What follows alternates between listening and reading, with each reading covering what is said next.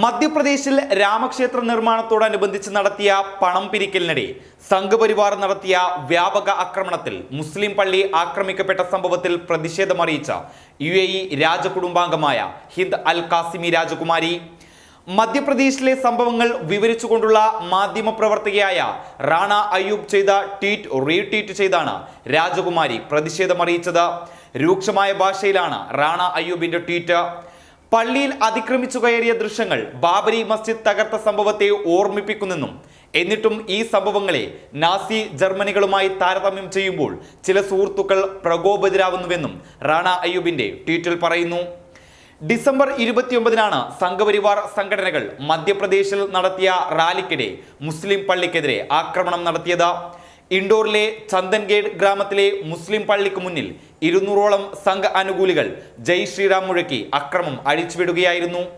പൗരത്വ ഭേദഗതി നിയമവുമായി ബന്ധപ്പെട്ട ഡൽഹിയിൽ നടന്ന മുസ്ലിം വിരുദ്ധ കലാപത്തിന്റെ അതേ മാതൃകയിലാണ് മധ്യപ്രദേശിലും മുസ്ലിങ്ങൾക്കെതിരെ സംഘപരിവാർ വ്യാപകമായ ആക്രമണം നടത്തിയത്.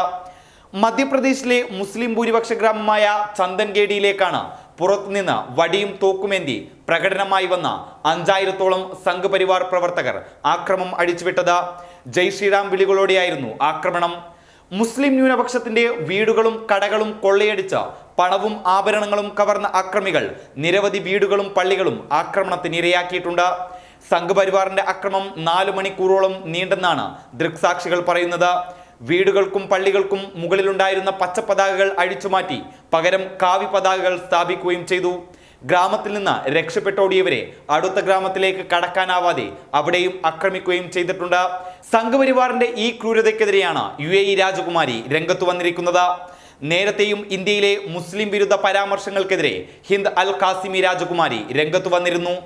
ഞങ്ങളുടെ രാജ്യത്ത് വന്ന് ഞങ്ങൾക്കെതിരെ സംസാരിക്കുന്നത് ഒരിക്കലും അനുവദിക്കില്ലെന്ന് ഈ രാജകുടുംബാംഗം അന്ന് വർഗീയ പരാമർശം നടത്തിയ ഇന്ത്യൻ പ്രവാസികൾക്ക് മുന്നറിയിപ്പ് നൽകിയിരുന്നു. കഴിഞ്ഞ വർഷം ഏപ്രിലിൽ ഒരു ഇന്ത്യൻ പ്രവാസിയുടെ വിദ്വേഷപരമായ ട്വീറ്റിന്റെ സ്ക്രീൻഷോട്ട് പങ്കുവെച്ചുകൊണ്ടായിരുന്നു ഇവരുടെ പ്രതികരണം. പിന്നീട് ഗൾഫ് രാജ്യങ്ങളിലെ നിരവധി പ്രമുഖർ ഒരു ക്യാമ്പയിൻ പോലെ ഇത് ഏറ്റെടുക്കുകയും വിദ്വേഷ ട്വീറ്റുകളിട്ട നിരവധി പ്രവാസികൾക്ക് ജോലി നഷ്ടപ്പെടുകയും ചെയ്തിരുന്നു. അന്താരാഷ്ട്ര തലത്തിൽ മുസ്ലിം വിരുദ്ധ നീക്കങ്ങൾക്ക് നിരന്തരമായി വിമർശനം കേൾക്കുകയാണ് മോദി സർക്കാർ.